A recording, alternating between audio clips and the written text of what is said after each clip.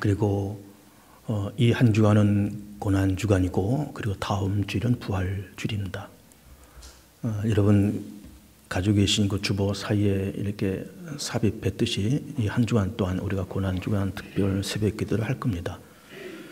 현장에서 6시 하고, 부득이하게 현장을 찾지 못하는 분들은 가정에서 유튜브 중계를 해드릴 테니까 가정에서 예배를 드리시면 좋겠습니다.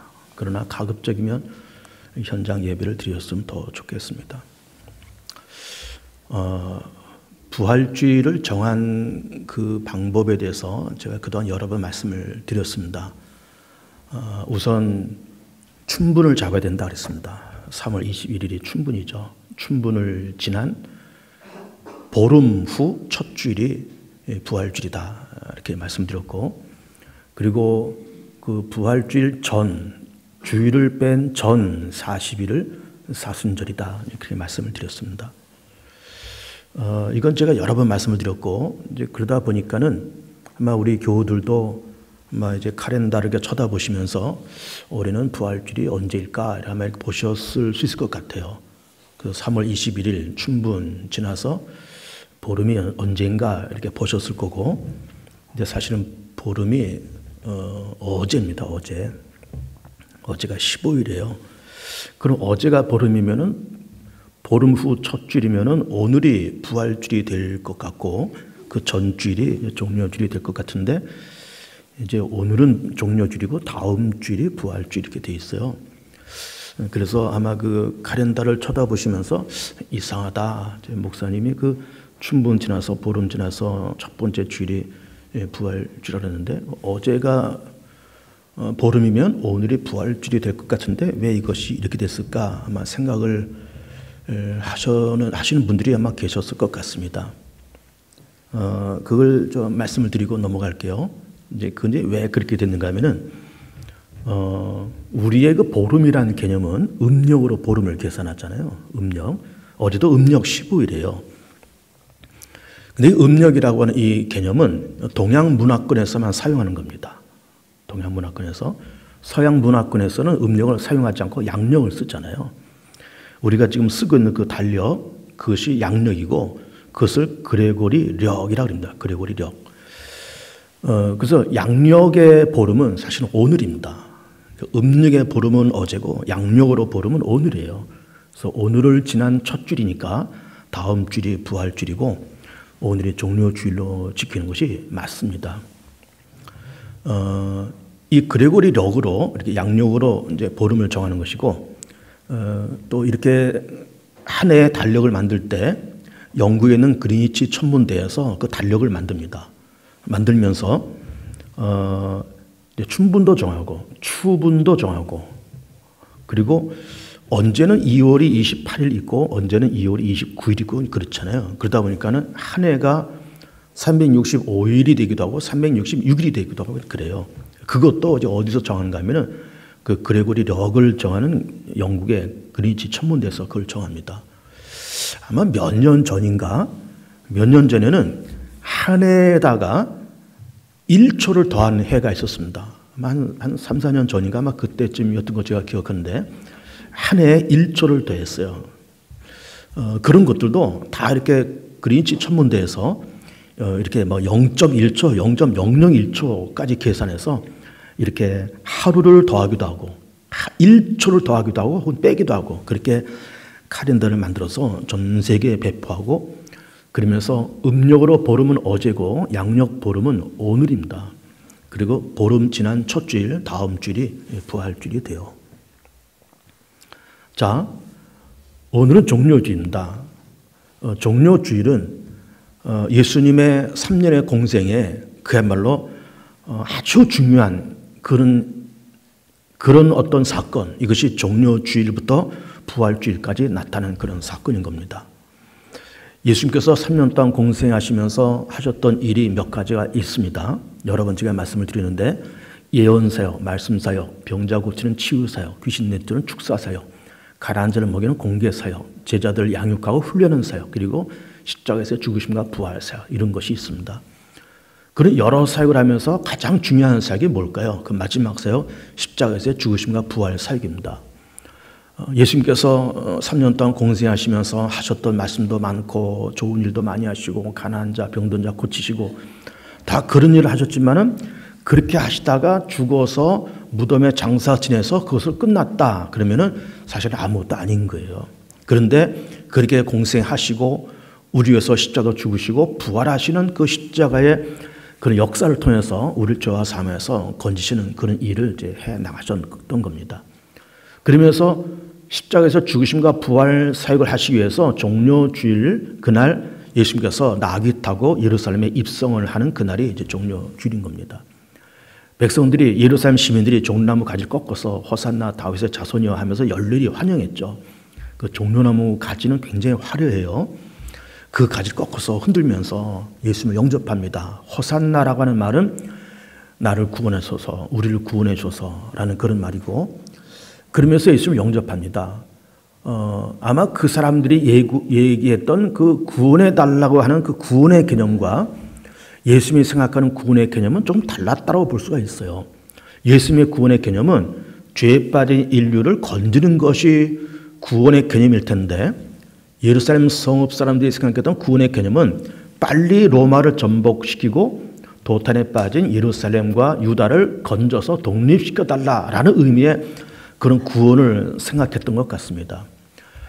물론 예수님께서 어떤 것 정치적인 것, 독립, 또 나라의 어떤 자주 독립, 민주화, 또 어떤 인권 이런 거를 염두에 두지 않았던 것은 아닌 겁니다. 다 염두에 두셨지만 그러나 먼저 중요한 것은 인간을 죄에서 건지신 것이 우선이기 때문에 예수님께서 십자가를 향해서 한 걸음 한 걸음 걸어가시고 그리고 우리의 죄를 담당하시고 십자가도 죽으시고 부활하시는 그런 길을 걸어가시게 되었죠.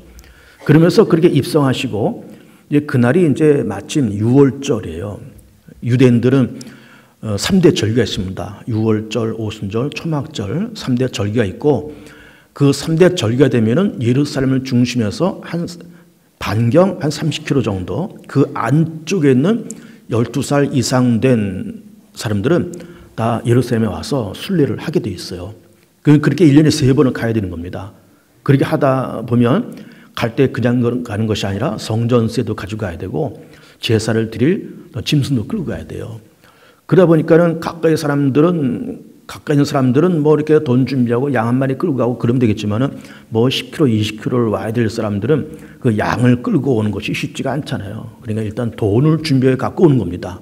그리고 성전 문 앞에 늘 재물을 파는 장사꾼들이 있어요. 그래서 장사꾼들한테 양 한 마리 이렇게 염소 한 마리 사서 그리고 들어가서 그리고 성전세도 내고 그러면서 예루살렘에서 들어가서 6월절, 오순절, 초막절 절기를 그렇게 지키는 겁니다. 그러다 보니까는 그 성전 안팎에 장사꾼들이 많습니다. 뭐 돈 바꾸는 환전상, 소 파는 사람, 양 파는 사람, 그다음 호객꾼들 뭐 얼마나 시끌벅적합니까? 그 사람들 다 예수께서 내쫓으세요.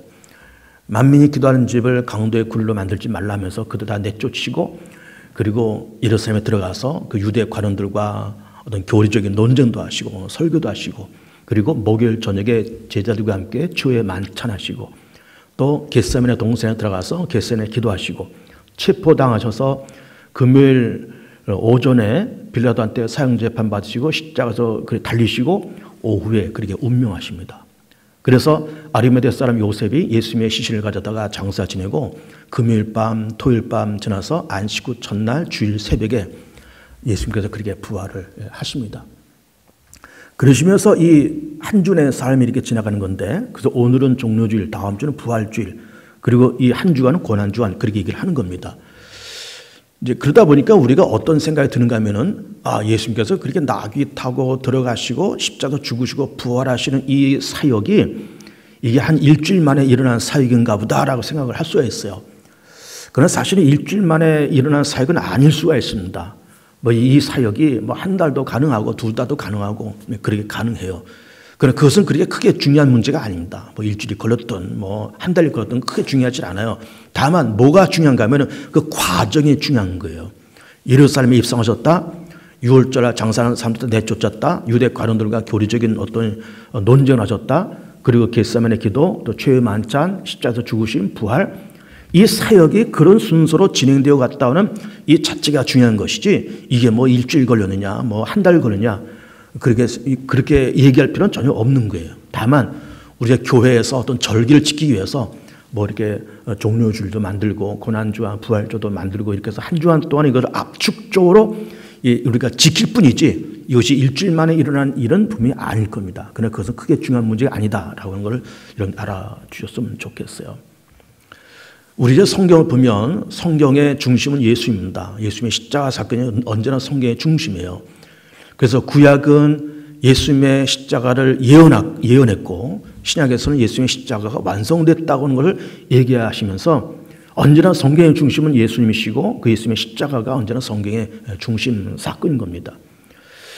그런데 예수님의 십자가가 참 중요한 사건이지만은 지금부터 2000년 전 사건이 있잖아요. 그 2000년 전에 예수께서 이 땅에 오셨다. 그리고 이렇게 유대 교권자들에게 핍박받아서 갈보리산에서 죽으셨다.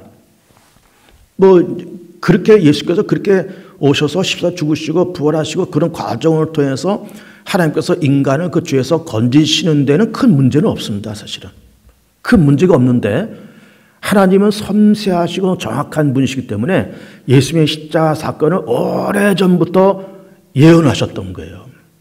오래전부터 예언하시고 그리고 제사라는 그런 과정을 통해서 십자가를 설명을 해 주세요. 여러분 우리가 이제 영화 같은 거 보면 예고편이 있고 본편이 있잖아요. 예고편은 한 1분, 2분, 3분 그렇게 하는 겁니다. 그래서 그 영화의 가장 중요한 것만 이렇게 편집해서 한 2, 3분 요약해서 예고편을 보내요. 그리고 본편이 있습니다. 영화를 보통 한 2시간 정도 하잖아요. 그 2시간짜리 한 2, 3분 압축해서 예고편을 보여준 것이 있습니다. 그러면 성경에서는 십자가 사건을 보여주는 어떤 예고편이 있었어요. 그 예고편이 뭔가 하면은 제사입니다. 제사가 본격적으로 드리게 된 거는 물론 이제 노아도 제사를 드리고 아브라함도 제사 드리고 다 그러겠지만은 어떤 규모가 있고 형식 있는 제사를 드리게 된 거는 출애굽하면서 제사가 드려졌다 이렇게 보는 겁니다. 출애굽은 대략 주전 1400년경이고 그러면서 그때부터 예수님 시대까지 제사가 한 1400년 동안 제사를 드렸어요. 그 제사는 양과 염소, 소 이런 걸 제물로 하나님 앞에 바치는 거잖아요. 그 제사의 중요한 의미는 우리 죄 문제를 정리하는 것이 그 제사의 그 핵심적인 그런 사상인 겁니다. 죄는 우리가 졌는데 나 대신 죄인 대신에 양과 염소, 소를 죽이면서 그러면서 우리의 죄 문제를 정리하고 죄를 씻는 의식이 제사인 거죠. 거기서 가장 중요한 단어가 뭔가 하면은 대신이라는 그런 단어예요. 내가 죄를 졌는데 나 대신 양이 죽었다. 나 대신 소가 죽었다. 이 대신이라는 개념이 제사의 가장 중요한 개념인 겁니다. 그러면서 이스라엘 민족이 출애굽하면서 예수님 시대까지 1400년 동안 열심히 제사를 졌습니다. 아, 내가 죄를 졌는데 나 대신 애꿎은 소 한 마리가 죽었다. 양 한 마리가 죽었다. 나 대신 죽었다. 나 대신 죽었다. 이걸 1400년 동안 해오면서 예수님께서 이 땅에 오셔서 그렇게 십자가로 죽으시는 거예요. 그리고 부활하시는 거예요. 처음에는 몰랐습니다. 예수님의 십자가가 뭔지를 몰랐어요. 그러다가 예수님의 십자가와 과거의 제사와 예수님의 십자가 사건을 신학적으로 이거를 접목시킨 사람이 누군가 하면은 그 유명한 사도 바울인 겁니다. 그 사도 바울이 히브리서에서 그 히브리서를 뭐 사도 바울이 썼냐, 누가 썼냐, 뭐 논쟁이 많지만 대략 사도 바울이 썼다라고 어쨌든 결론을 내리고 있어요.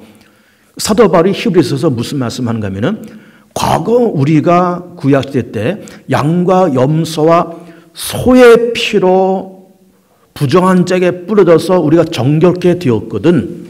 하물며 거룩하시고 흠없는 어린 양 예수 그리스도의 그 피로 말미암아 우리가 정결케 되지 않겠느냐 라고 하는 것이 이 히브리서의 주요 사상이고 주요 논지인 겁니다. 그거를 사도 바울이 쓰면서 사도 바울은 성경을 집필하는 사람이면서 동시에 놀라운 신학자죠. 그러니까 과거 제사와 예수님의 십자가를 아주 이거 신학적으로 접목을 시킨 거예요. 제사는 십자가를 보여주기 위한 그런 하나의 예고편이었다. 예표였다. 그리고 실체는 예수님의 십자가였다. 예수님의 십자가가 본편이요 실체라 그러면은 제사는 그림자요 예표였다. 그래서 나 대신 소가 죽고 양이 죽었는데 이제 나 대신 하나님의 흠없는 예수님께서 나를 대신해서 십자가 죽으심을 통해서 우리 죄 문제가 다 정리되어서 십자가는 제사의 완성이고 율법의 완성이다. 온전한 제사다. 완벽한 제사다. 라고 하는 것이 히브리서의 사상인 겁니다.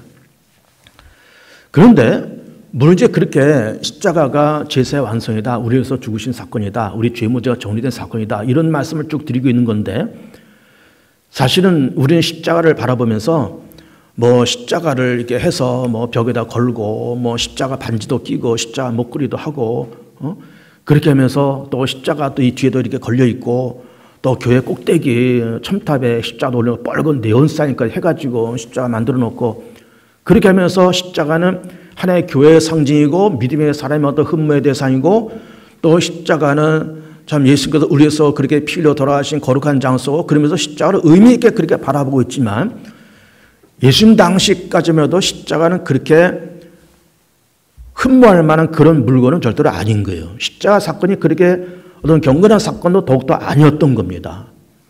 십자가 사용 방법은 하나의 사용 방법이잖아요. 중범죄, 그리고 정치범, 그리고 죄질이 나쁜 그런 사람을 처형시킨 것이 십자가 처형이에요.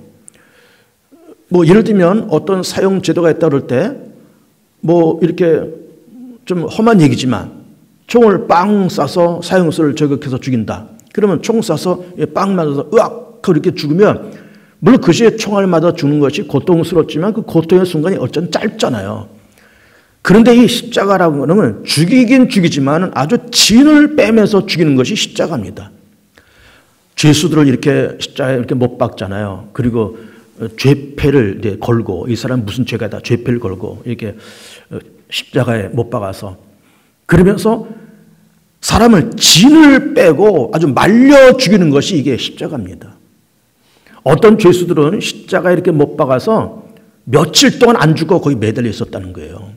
그러니까 낮에는 뜨거운 태양, 밤에는 추위, 또 지나가는 사람들의 조롱과 멸시, 그리고 십자가 못 박히면서 그러면서 그 피를 쏟고 땀을 쏟으면서 진을 빼고 사람을 바짝 말려 죽이는 것이 이 십자가 처인 겁니다. 그러니까는 이게 그 형을 당하는 이 죄수들 입장에는 이거는 어떤 형벌에 의해서 그렇게 처형을 당하긴 당하지만은 부끄럽기도 하고 동시에 굉장히 고통스러운 사형 방법이 이 십자가 처형 사건인 거예요. 또 어떤 사람은 며칠씩 달려 있었다는 거예요. 그래도 안 죽었다는 거예요. 그렇게 며칠씩 달려 있어도. 그러면 강제로 죽이고 뭐 그랬던 사례가 있었다는 겁니다. 예수님께서는 오전에 십자가에 달리시고 오후에 그렇게 운명하세요. 왜 그렇게 됐을까요?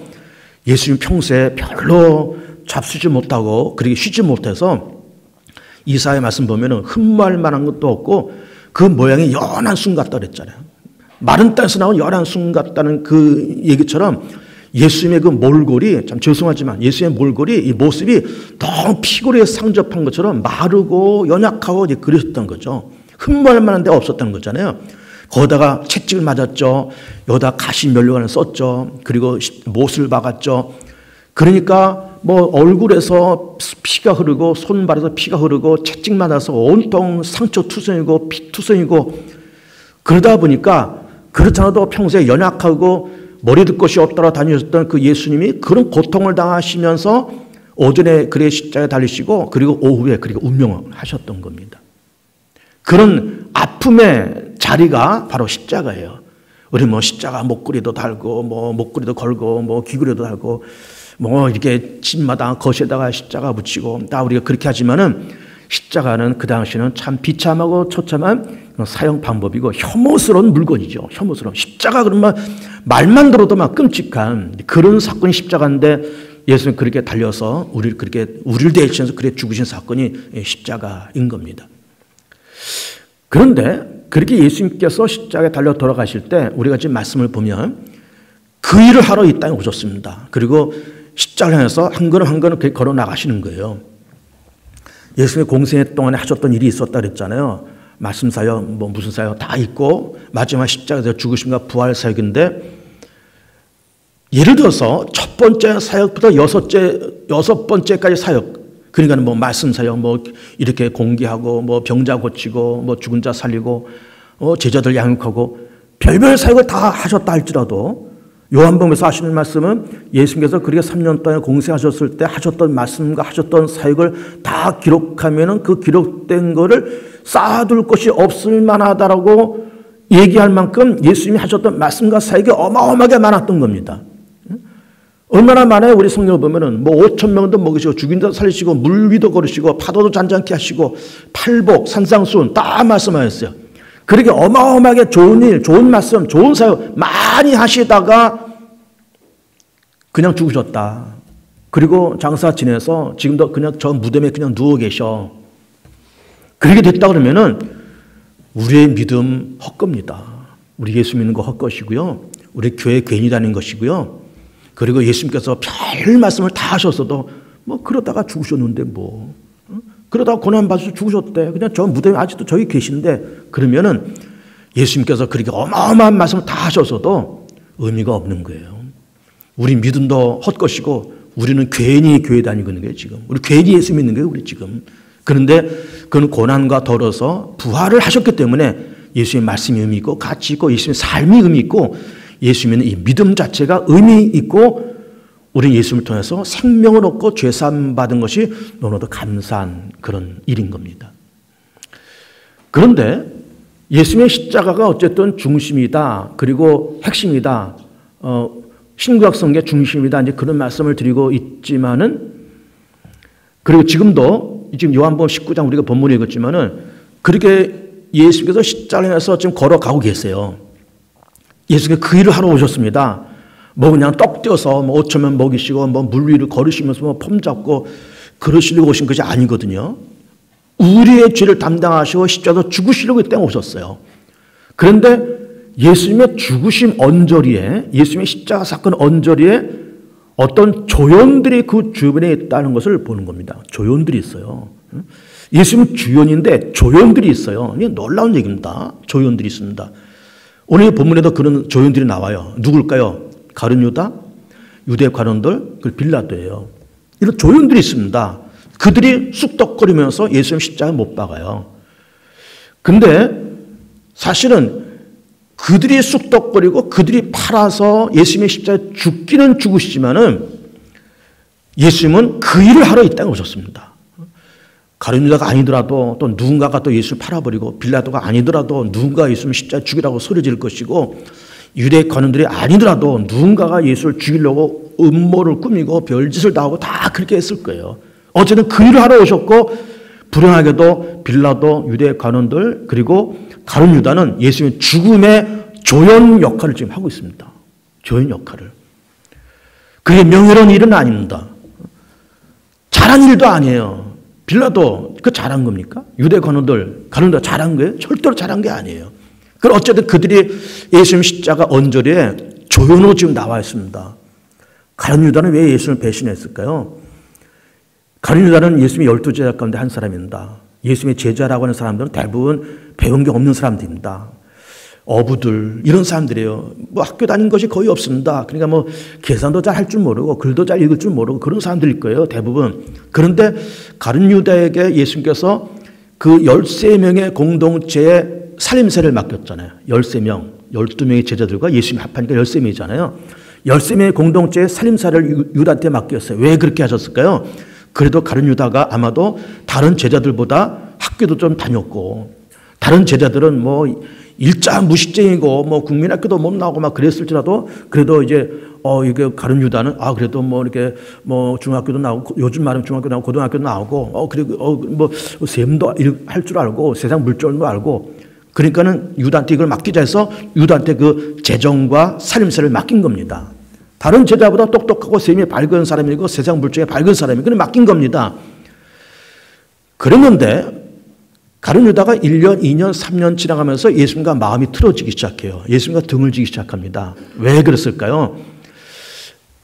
예수님이 가고자 하는 그 방향과 가룟 유다가 생각하는 방향이 달랐어요. 아까 그 호산나 부르짖는 예루살렘 사람들이 얘기를 했잖아요. 그들이 생각하는 구원의 개념과 예수님이 생각하는 구원의 개념이 달랐단 말이에요.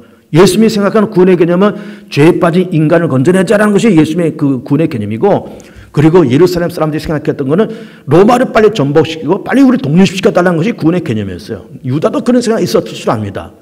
3년 동안 예수님과 함께 있으면서 말씀 사역, 기도 사역 그런 걸 쭉 하면서 저 정도 뭐 죽은 자도 살리시고 뭐 5천 명을 먹이시고 말씀으로 풍랑을 잔잔케 할 수 있는 그런 분이나 그러면은 한번 로마 전복시키고 그리고 우리나라를 독립시키면서 우리나라를 좀 건강하게 만들 수 있는 그런 분이 아닐까라는 생각했던 거예요.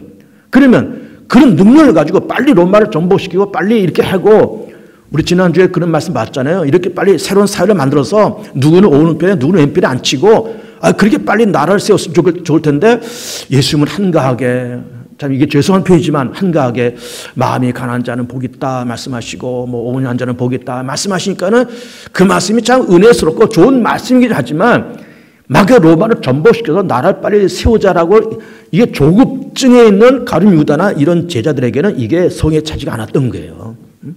근데 1년 지나 2년 지나면서 늘 예수께서 그렇게 하시니까 가룟 유다나 다른 제자들이 야 이게 뭐 틀렸다. 우리가 예수님 따라다니면서 빨리 우리가 나라를 독립시키려 이렇게 하려고 그런 건데 이게 틀렸다. 그러면서 이게 마음이 갈라진 겁니다.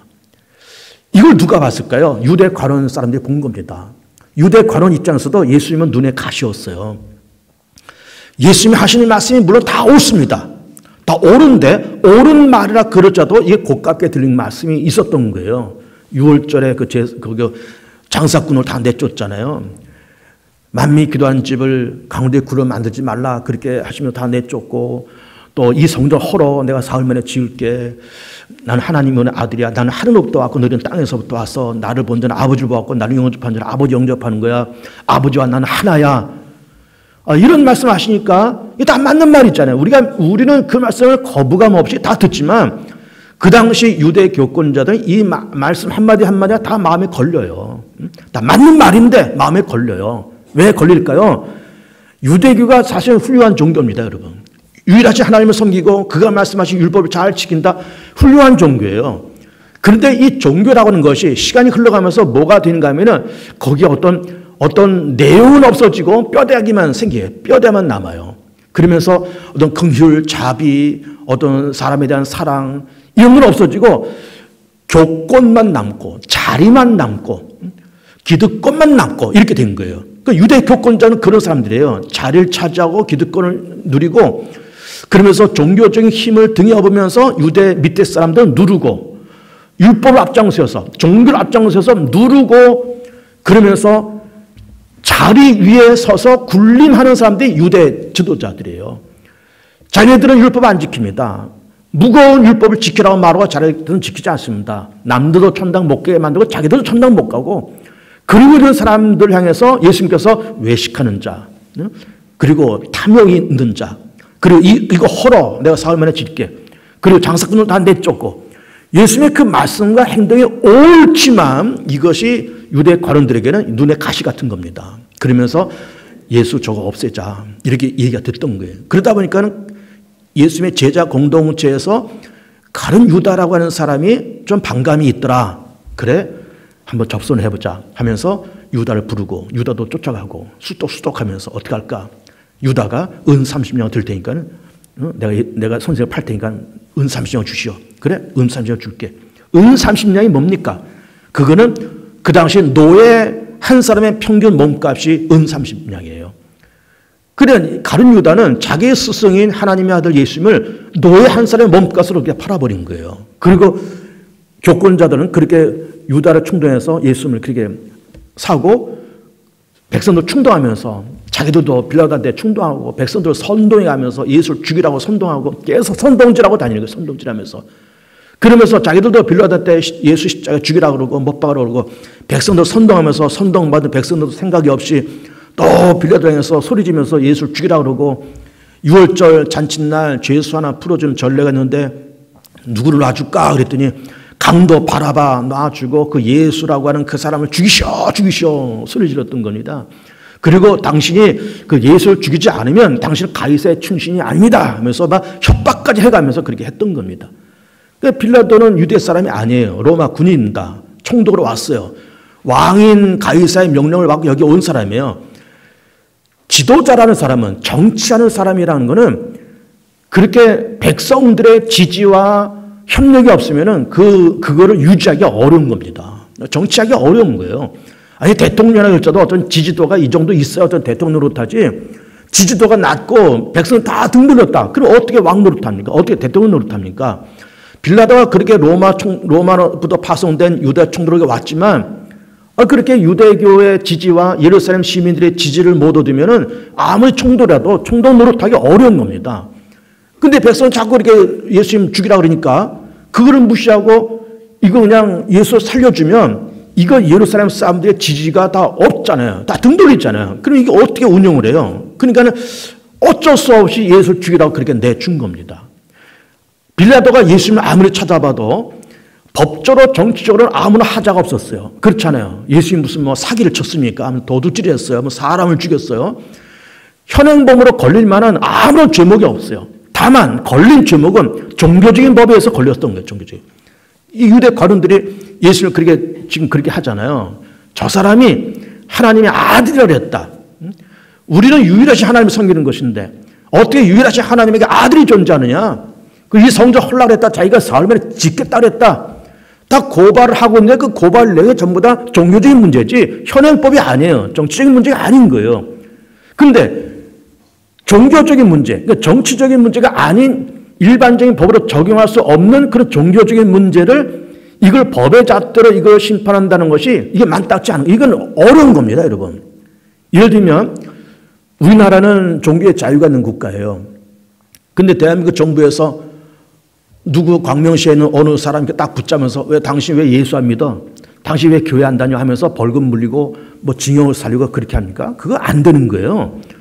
우리도 마찬가지. 우리 예수 믿고 교회 다니지만 우리 가끔씩 교회 빠져요. 예배 참석 못합니다. 그럼 대한민국 정부에서 그 사람 붙잡아가지고 당신 왜 지난주에 예배 안 드렸어?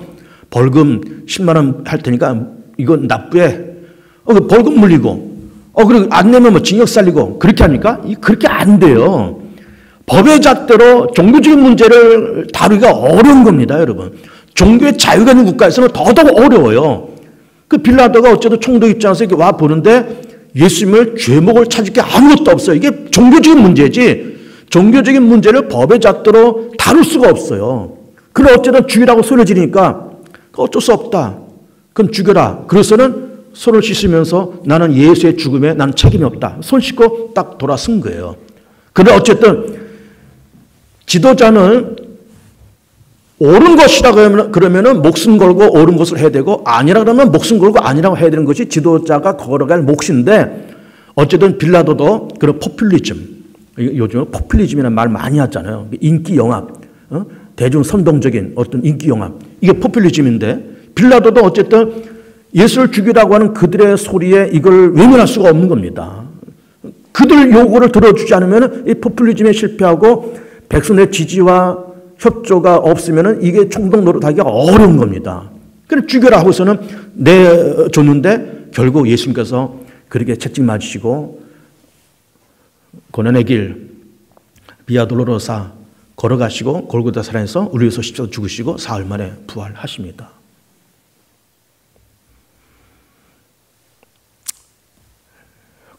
종료주일과 고난주간 그리고 이번 한 주간 우리 고난주간 지나가고 또 다음 주 부활주일을 우리가 맞이할 겁니다. 고난주간을 지나가면서 예수님 십자가를 이렇게 바라보면서 오늘 설교의 제목이 고난이에요. 사실 이 고난이란 말이 참 너무 끔찍하잖아요. 누가 고난받았다는 거예요? 하나님의 아들 독생자가. 그리고 성부 하나님이, 그리고 성령님이, 성삼위 하나님이 다 고난받는 그 주간입니다. 그 주간이에요. 왜? 우리를 살리기 위해서, 우리의 죄를 용서하시기 위해서, 우리 죄 문제 해결하기 위해서 그렇게 고난받으시는 그 날이 오늘과 이번 한 주간 이런 날들인 겁니다. 근데 보세요. 성삼위 하나님은 창조주잖아요. 여기 뭐 빌라도다, 뭐 가룟 유다다, 뭐 유대 교권자다 그런 얘기했지 이 사람들 다 사람이잖아요. 그래서 피조물들이잖아요. 창조주인 성삼위 하나님이 피조물된 인간에 의해서 고난당하고 버림당하고 죽임당하는 그 사건, 이게 십자가 사건이에요. 전능자가 무노하게 짝이 없는 인간에 의해서 버림당하고 무시당하고 죽임당한 그날이 고난의 그런 십자가 사건인 겁니다. 예를 들면 사장이 말단 직원한테 버림당하고 핍박당하고 죽임당한 그 사건, 주인이 종에 의해서 버림당하고 짓밟히고 죽임당한 그 사건, 이게 고난이에요. 너무나도 이게 엄청난 모순되는 그런 일 아닙니까? 어떻게 주인이 종한테, 윗사람이 아랫사람한테, 창조주가 피조물한테 죽임당하고 멸시당하고 버림당하고 그런 일을 할 수 있겠냐 그 말이에요. 이건 이 세상에서는 일어날 수 없는 일입니다. 그 일은. 일어날 수 없는 일이에요. 그런데 하나님은 그걸 하신 거예요. 그리스도 그걸 하신 겁니다. 왜? 그 일을 하셔야만 우리를 죄와 사함에서 우리를 건질 수 있기 때문에 그래요. 그걸 해야만 우리를 구할 수 있기 때문에 그렇습니다. 왜 고난받으셨습니까? 죄는 우리가 졌지만 그 죄에 대한 책임을 당신께서 스스로 감당해서 이 땅에 오시고 우리 위해서 그렇게 십자가에서 그렇게 죽으시는 거예요. 예를 들면 어떤 아버지가 말썽 부리고 사고 치는 아들 불러서 꿇어앉히고 아버지가 아들 보는 앞에서 종아리를 걷고 아버지가 휘줄을 들고 당신 스스로 자기의 종아리를 때리는 것과 똑같은 겁니다. 아들아, 내가 널 사랑하고 내가 널 낳는데 네가 그렇게 잘못되고 네가 그렇게 타락되고 네가 그렇게 방탕한 거는 내가 너를 훈련시키지 못해서 그래. 내가 너를 잘 지도하지 못해서 그래. 내 책임이다 하면서 아버지가 자기 종아리를 스스로 때리는 것과 같이 전능하신 하나님께서 우리를 건지시기 위해서 우리 죄를, 그분은 예수님은 아무 죄가 없는 분인데 원죄도 없고 자범죄도 없는 분인데 우리는 원죄도 없고 자범죄도 어마어마하게 많은 우리들인데 우리 죄를 다 대신 담당하시고 당신께서 스스로 당신의 발을 스스로 때리고 있는 그 모습이 예수님의 십자가 사건이다라고 하는 것입니다. 우리가 이번 고난주간 지나가고 다음 주 부활주일 지나가면서 여러분 우리가 이 한 주간 동안 우리가 고난주간 특별 새벽기도 하겠지만은 가급적이면 현장으로 나오셨으면 좋겠고요. 정 그렇게 못하시면 집에서라도 유튜브 채널로 이렇게 보내드릴 테니까 집에서 새벽 예배 드리시면서 예수님의 고난을 더 깊이 묵상했으면 좋겠습니다. 먼저는 감사하셔야 됩니다. 너무 고맙다. 너무 감사하다. 나 같은 거 위해서 저렇게 십자가 죽으셨는데 너무 감사하다. 그리고 동시에 예수님의 십자가를 바라보면서 나 대신 죽으신 그 사건인 걸 우리가 이렇게 바라보면서 한편 너무나 참 죄송하다. 이런 생각도 있어야 됩니다. 한편 감사하고 한편 죄송하고 한편 너무나도 감격스럽고 너무나도 참 부끄럽고 이렇게 감사와 죄송한 두 가지 마음을 갖고 이 한 주간 지나가면서 다음 주일 부활주일 다시 또 새롭게 만나 뵙고 또 아름다운 예배를 드리고 늘 주님과 동행하고 주님과 함께 살아가는 복이 있는 여러분들 되시길 축복합니다.